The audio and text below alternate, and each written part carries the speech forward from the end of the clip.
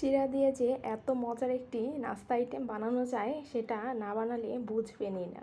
চিড়ার এই জিনিসটা কিন্তু বানিয়ে অনেক দিন পর্যন্ত সংরক্ষণ করেও খাওয়া যায়। যেমন এই বৃষ্টিতে কিন্তু এই চিড়া ভাজাটা হলে আর কিছুই লাগে না। অনেক সময় সন্ধ্যায় বা বিকেলে কিছু খেতে ইচ্ছে করে বৃষ্টির দিনে ভাজা, তো এরকম মচমচে মিষ্টি চিড়া ভাজাটা খেলে কিন্তু মন্দ হয় না। আপনারাও বানিয়ে ফেলতে পারেন এই চিড়া ভাজা। তো এখানে আমি 1 কেজির মতো চিড়া নিয়েছি। এখান থেকে আমি অর্ধেকটা ব্যবহার করব, অর্ধেকটা রেখে দিব, কারণ মানুষ যেহেতু কম এতগুলো বানিয়ে তো লাভ নেই।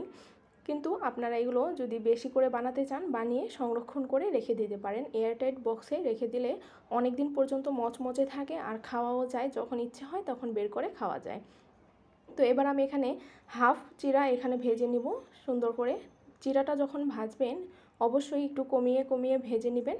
মানে হাফ কেজি চিড়া দুইবারে ভেজেছিলাম আমি, কারণ একসাথে যদি এতগুলো চিড়া দেন তাহলে কিন্তু এগুলো পুড়ে যেতে পারে আর ভাজাও মচমচা হবে না। তো দেখুন সবগুলো আমি সুন্দর করে ভেজে নিয়ে এবার আমি গুড় ব্যবহার করব। এর জন্য এখানে আমি পাটালি গুড় আছে সেটা নিয়ে নিয়েছি। সেটা চাকু দিয়ে একটু কুচি করে কেটে তারপর এটা আমি ব্যবহার করব। আপনারা চাইলে চিনি দিয়েও বানাতে পারেন, কিন্তু চিনির থেকে গুড় দিয়ে বানালেই খেতে ভালো লাগে। এখানে আমি 1 কাপ গুড় নিয়েছি। তো এবার আমি কি করব, এখানে গুড়টা দিয়ে দিব। 1 কাপ গুড়ের মধ্যে আমি হাফ কাপ পানি দিয়ে এটা সুন্দর করে মিক্স করে নেব। অবশ্যই পানিটা দিবেন, পানিটা না দিলে কিন্তু পুড়ে যাবে, গুড়টা তেতো তেতো লাগবে, খেতে অতটা ভালো লাগবে না। পানিটা দিলে গুড়টা পুড়ে যাবে না, খেতেও ভালো লাগবে, কালারটাও সুন্দর আসবে।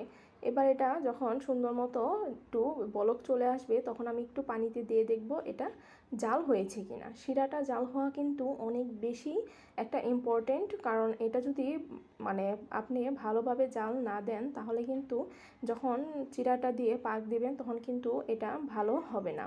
বেশি শক্ত হয়ে গেলে কিন্তু এইটা একদম মানে টানার মতো হয়ে যাবে, খেতে কিন্তু একদমই ভালো লাগবে না। যখন দেখবেন পানিতে দেওয়ার পর এরকম একটা কোয়ান্টিটি চলে এসেছে তখন বুঝবেন আপনার এটা জাল দেওয়া হয়ে গিয়েছে। এই পর্যায়ে চুলাটা অফ করে দেবেন। অনেকে চিড়ার মোয়া বানিয়ে থাকে, কিন্তু মোয়ার থেকে এই জিনিসটাই আমার কাছে সবচেয়ে বেশি ভালো লেগেছিল। তো এবার যখন এটা সুন্দর মতো জাল করা হয়ে গিয়েছে এবার আমি চিড়াগুলো দিয়ে সুন্দর করে নেড়ে চেড়ে মিক্স করে নিব।